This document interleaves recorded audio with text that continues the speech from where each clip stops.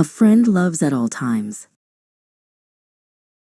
In the sunlit village of Beth-El, surrounded by olive trees, lived two boys, Eli and Jonah. They had been friends since they were small enough to chase goats through the fields. The villagers often smiled and said, "Where Eli goes, Jonah follows.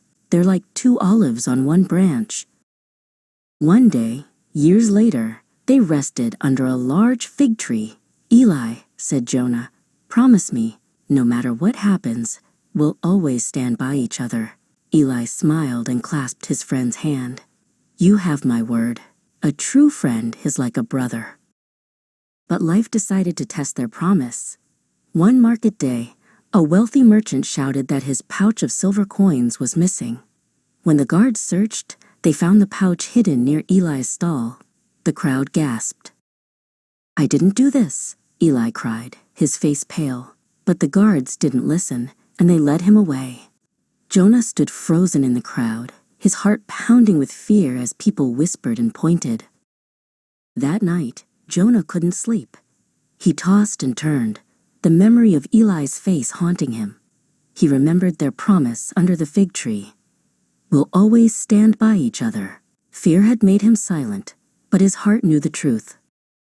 By dawn, Jonah knew what he had to do.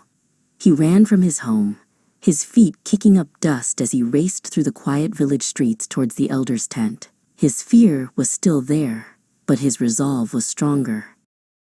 Jonah bowed low before the village elders. "Eli is innocent," he said, his voice shaking but clear.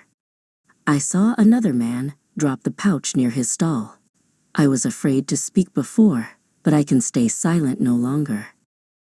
The elders listened. After investigating Jonah's claim, they found tracks leading away from the market that belonged to a traveler who had already fled. Eli was freed, walking out into the sunlight with a heavy heart.